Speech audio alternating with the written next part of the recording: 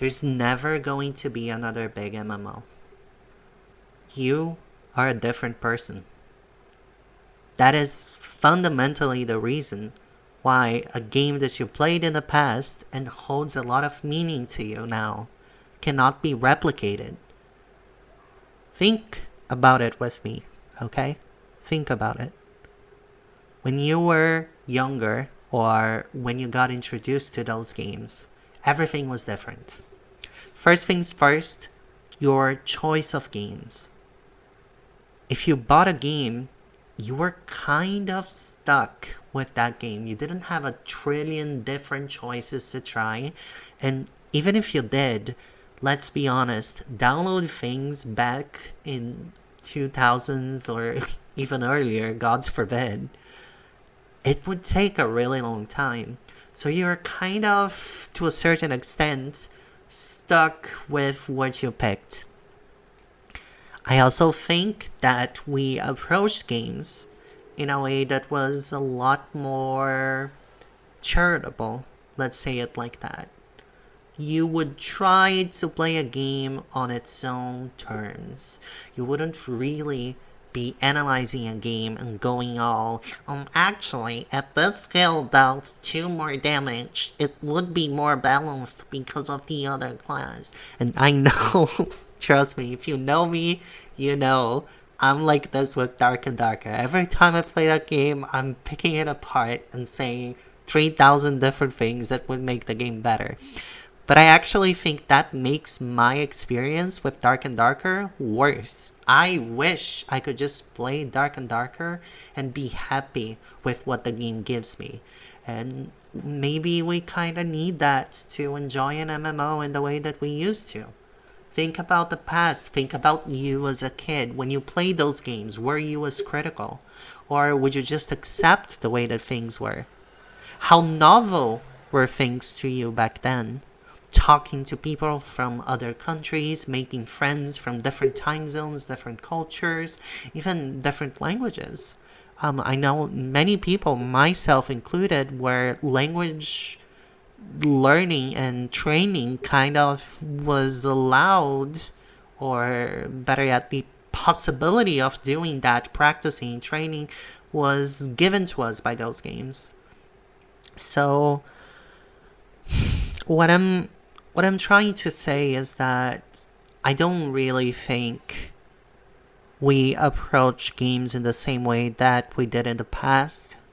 I don't think that we are the same people as we were in the past. If we think about our lives now, how much free time we have, how we can use it, how many things are competing for that.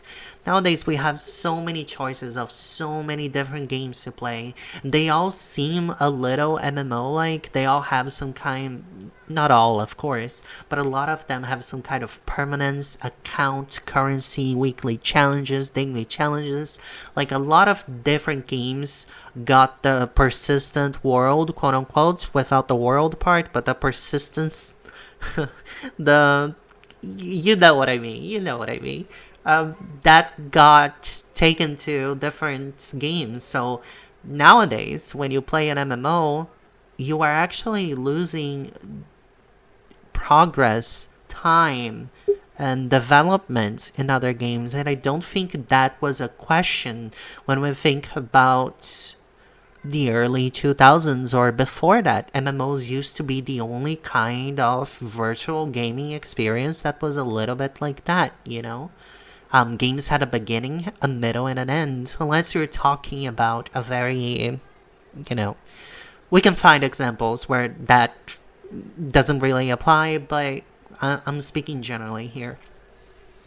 I also think that the Zeitgeist is completely different. What I mean by Zeitgeist is it's just the right moment, the right time for something to be happening.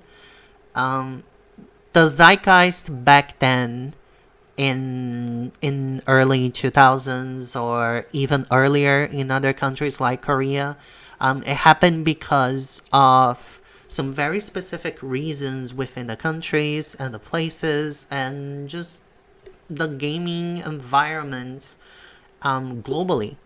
For example, World of Warcraft comes out at a moment where broadband internet is becoming more and more common in the US, to the point that people could actually play the game. If it had been released 5 years prior, the possible player base and the possibility for expansion would have been much, much different. It's the same thing with a game like Lineage in Korea, where I think there was some kind of economic crash where a lot of young people were suddenly out of work with a lot of free time, and PC bongs start showing up around the country. Those are like those giant net cafes where people would play a lot of games like Counter-Strike, StarCraft, but also games started being developed in a way that made use of that. So Lineage was an MMO that had a lot of clan activities and party activities, things that would use that we're all here in the same space, let's do something together moment in time, which today wouldn't be as appealing as it was then. So the zeitgeist is different, and at all times there's so many different ones too. If you think about the arcade era, that was a zeitgeist on its own. But then within that, fighting games showed up, right? And that became the gaming zeitgeist for a while. Or at least that's how I see it. Maybe because I play fighting games. But, Street Fighter 2 just generated so many similar games. Almost everybody was making a Street Fighter clone at a certain point, because it was a money printing machine. But that was tied to arcades being a viable, cool experience that people would go to. Alongside that environment, the rhythm games have their own boom and creation and development and so on. But as arcades died down, so did the reach of those games and how those games could reach the players who were leaving the arcades. Rhythm games, of course, had Guitar Hero bridging the gap. So Guitar Hero helped bring that to home consoles and to people who were not going to arcades. But fighting games struggled for quite a while before finally managing to make a significant return to home consoles. So what I want to say by this is that there's a very specific moment in time where playing an MMO would be novel, would be an experience that requires your undivided attention, because there's not really an option to alt-tab if your computer is almost blowing up from running a single client of an old game, There's like so many things like this that would make that experience that you had so unique to its time, to your age then, to everything that was happening, that trying to replicate that today is just futile. Like, why would you even want to? You are a different person. The games are different. But if you really, really want to somehow recapture that feeling that you had, I have 2 suggestions for you. 3 actually. The first one is stop looking for the next big thing. It's not going to be Ashes of Creation. It's not going to be whatever other games are coming out. You, as you are now, will always find a reason to not really give yourself over to these games. It can be something in the gameplay, it can be something in your personal life, it can be you didn't really find a group of people in there, but we really don't need excuses to stop playing a game nowadays. We can find a trillion of them, and that just wasn't the case back then. So, seriously, don't keep looking for one if you're not willing to change how you approach games. And that's the second suggestion that I have to make. You need to change your approach. You need to approach things in a way that's more on their own terms, not on how you wish the game was. It's really about accepting it as it is. So it's a shitty, unbalanced game, but the community feel is there. But the people that you met, even if the game itself is really bad, the people that you met are really cool and you like being a part of them. That is enough. That is enough of a tether. That is enough of a hook to keep you tied to a game. And I know it kind of sucks to think that we can never really go back to the moment where we were fully immersed, but I think we're too cynical. We're too different than who we were in the past to have like no no complaints about what we're doing. And to be honest, I think we complained back then. It's just memory is kind of selective, you know. We only kind of remember the good bits and we kind of forget some of the bad things. And if we were to play back then, we would be like, oh yeah, this was kind of shit. Maybe. That's just that's just the thing. And the final suggestion that I have, first one, just to recap real quick, was stop looking for the big thing. Second one is approach it on its own terms. And the third one is a lot of games that could possibly work for you are already out. Try to play games that you haven't really heard of. Even the weird free-to-play MMOs usually still have people playing them. People that those games like really mean something to them. So go try Dark Age of Camelot. There's a private server that's really cool to set up, and people from all over the world are still playing, and they love when new people show up and they're asking questions. Arcade just closed, I think, in the Western Hemisphere.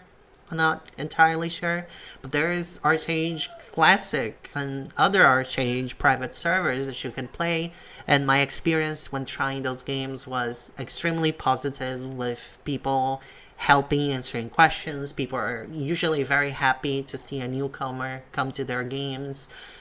Lineage 2 has a trillion different private servers and so many people who would be happy to have you there playing with them. World of Warcraft, of course, I don't really need to talk about it. EverQuest, you have so many options. But also, please, look outside the box. Some of the games that might work for you, might do something interesting, might do something that captivates you. Those games might not really be Western. Maybe you need to shake things up with an old school Korean MMO. Have you ever played an old school Korean MMO? Probably not. That would be a good place to start. Shake things up, you know? Try something novel. In the same way that those things were novel to you when you were younger. Yeah. I think that's it. That's my ramble. I'm not really expecting anything out of this. I'm just gonna put this in a video, and I needed to get it out there. I'm going insane. I just want to say, I have these conversations by myself constantly. So this is just me deciding to record one of them. Thank you.